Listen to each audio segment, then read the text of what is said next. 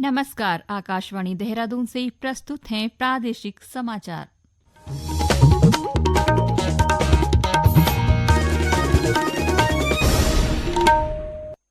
पहले मुख्य समाचार।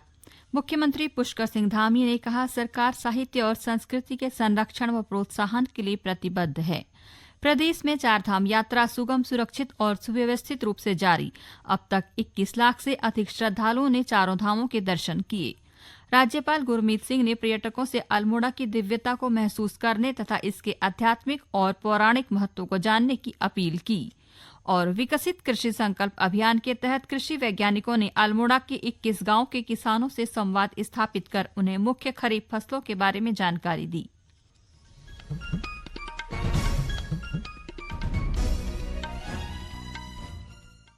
प्रादेशिक समाचार के साथ मैं नीता कांडपार और अब समाचार विस्तार से।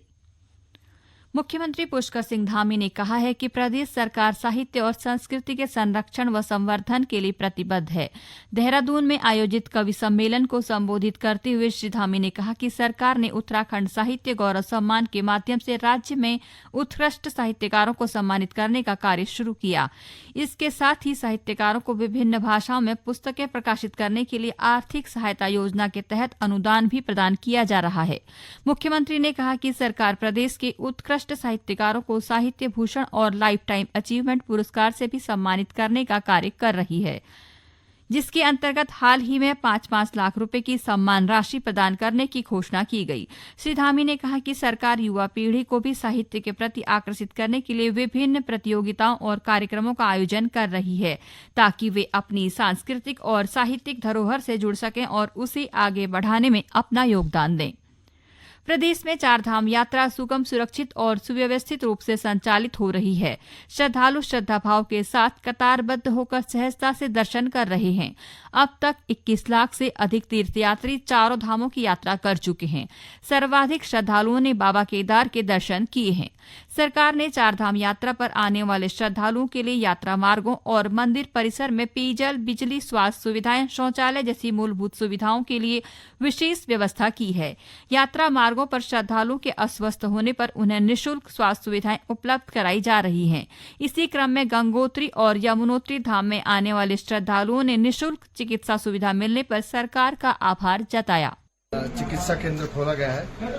ये अभी तक की सबसे अच्छी व्यवस्था मुझे लगी यहाँ की, एलोपैथी में भी और आयुर्वेद दोनों में मुझे बिना निःशुल्क दवाई भी मिल गई। मेरा इलाज किया उन्होंने, ब्लड प्रेशर चेक किया, ब्लड प्रेशर हाई था और इतनी अच्छी सेवा मैंने अभी तक नहीं देखी। यहाँ की ये बहुत अच्छी सेवा। गाजियाबाद से श्री केदारनाथ और बद्रीनाथ धाम यात्रा पर आए श्रद्धालुओं ने अपने अनुभव साझा किए तथा सरकार का आभार जताते हुए कहा कि व्यवस्थाएं पहले से बेहतर हैं। मेरा नाम अनुभव भाकुनी है, मैं गाजियाबाद से आया हूँ। मैं केदारनाथ आज 5वीं बार आया हूँ मेरे 2 बड़े भाइयों के साथ। हर बार तो मेरे को दर्शन बहुत अच्छी तरीके से होते थे, लेकिन इस बार जो यहाँ व्यवस्था थी और ये जो नया कॉरिडोर इस बार बनाया गया है, ये काफ़ी अच्छा लगा मुझे। और जो दर्शन है वो तो हर बार की तरह बेहतरीन हुए मुझे। और जितने भी यहाँ व्यवस्था है, ये भंडारे की, ये सब कुछ जो पुलिस प्रशासन है, सब कुछ बहुत ही बेहतरीन हुआ है। मैं आशा करता हूँ आप सब भी 2025 में केदारनाथ धाम की यात्रा करेंगे। जय श्री केदार। मेरा नाम आशीष सिंह है, मैं गाजियाबाद से आया हूँ। बहुत बढ़िया दर्शन हुआ। थोड़ा सा कठिन यात्रा है क्योंकि रास्ते में काफ़ी चैलेंजेस हैं, लेकिन पुलिस और प्रशासन का इंतजाम बहुत ही बढ़िया रहा। उन्होंने काफ़ी कोऑपरेट करा।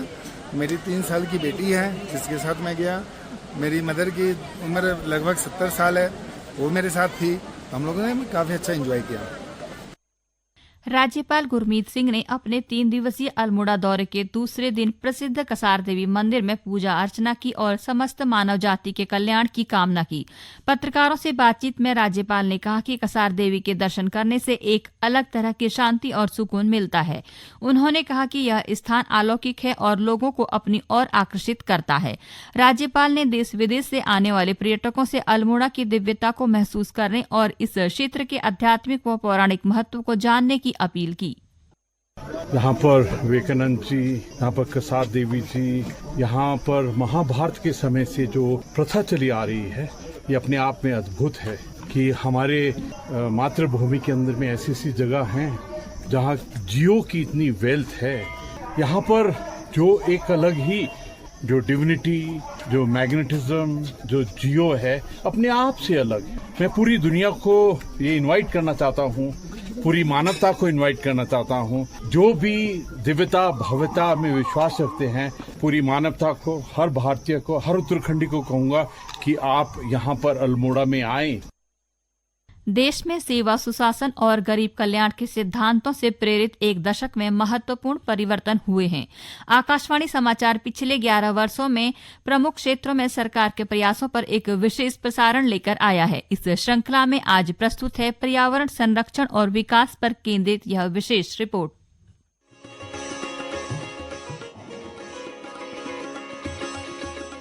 पिछले 10 सालों में भारत का मिडिल क्लास देश के विकास की यात्रा के केंद्र में रहा है। उनकी उम्मीदों को सिर्फ सुना ही नहीं गया, बल्कि उस पर ठोस कदम भी उठाए गए हैं। सरकार ने टैक्स सुधार, टैक्स में छूट, सामाजिक सुरक्षा और कौशल विकास के जरिए मिडिल क्लास को सशक्त बनाने का प्रयास किया है। नई टैक्स व्यवस्था में अब 12 लाख रुपए तक की आमदनी टैक्स मुक्त कर दी गई है। पहले से भरे हुए इनकम टैक्स रिटर्न और फेसलेस मूल्यांकन प्रणाली ने टैक्स भरने की प्रक्रिया को तेज, आसान और पारदर्शी बना दिया है। यूनिफाइड पेंशन स्कीम के अंतर्गत 25 साल की सेवा वाले सरकारी कर्मचारियों को उनके औसत मूल वेतन का 50% पेंशन के रूप में सुनिश्चित किया गया है। वहीं पिछले 10 सालों में महंगाई की दर औसतन 5% रही है, जो कि इससे पहले के 10 सालों में 8.2% थी। कौशल विकास के क्षेत्र में बड़े बदलाव हुए हैं। प्रधानमंत्री कौशल विकास योजना के तहत 1 करोड़ 63 लाख से ज्यादा युवाओं को उद्योगों से जुड़ी ट्रेनिंग दी गई है। राष्ट्रीय अप्रेंटिस संवर्धन योजना के तहत 2016 से अब तक 40 लाख से अधिक अप्रेंटिस को उद्योगों में काम दिलाया गया है। 2014 में जहां लगभग 9,900 ITI थे,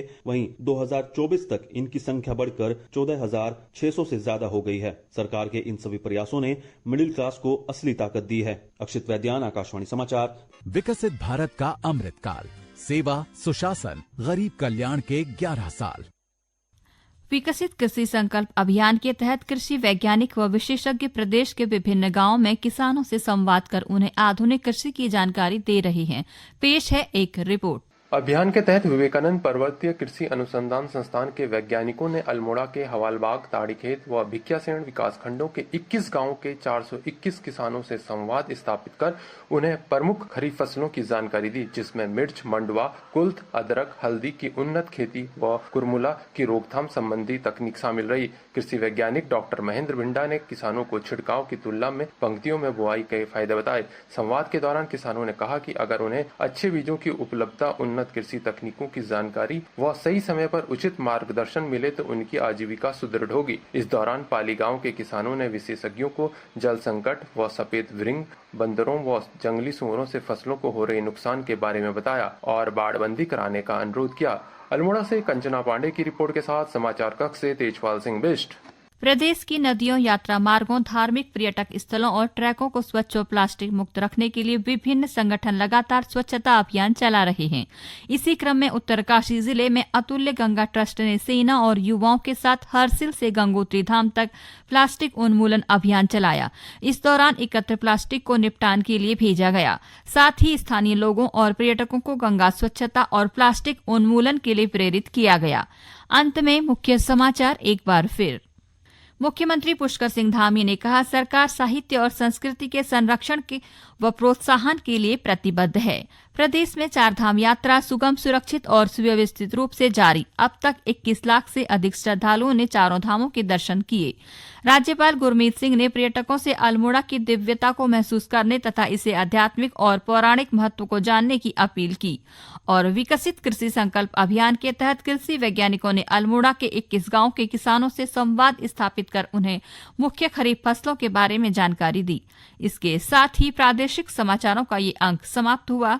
अगला समाचार बुलेटिन शाम 6:30 बजे प्रसारित किया जाएगा। नमस्कार।